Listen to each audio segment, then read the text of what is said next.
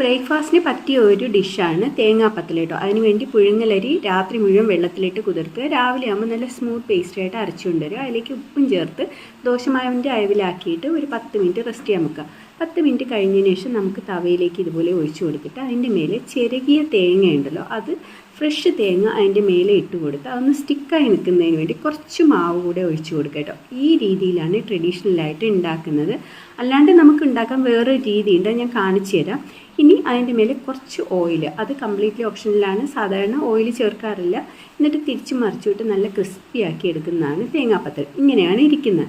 അല്ലാണ്ട് ഞാൻ പറഞ്ഞല്ലോ വേറെ രീതിയിൽ ഉണ്ടാക്കുന്ന കുറച്ചുകൂടെ എളുപ്പമാണ്. നമുക്ക് തേങ്ങ അതിൽ തന്നെ ചേർത്ത് കൊടുത്തിട്ട് ചൂടായ തവയിലേക്ക് ഒഴിച്ചു കൊടുത്ത് കുറച്ച് ഓയിലും കൂടെ ഇട്ട് തിരിച്ച് മറിച്ചിട്ട് നല്ലപോലെ മൂപ്പിച്ചെടുക്കാം. ഇത് സാധാരണ കോഴിക്കോട് മലബാർ ഏരിയകളിലാണ് കൂടുതലായിട്ട് ഉണ്ടാക്കുന്നത് കേട്ടോ. തേങ്ങാപ്പാലിൻ്റെ കൂടെയോ അല്ലെങ്കിൽ ചിക്കൻ കറി, ബീഫ് കറി എന്തിൻ്റെ കൂടെയും അടിപൊളി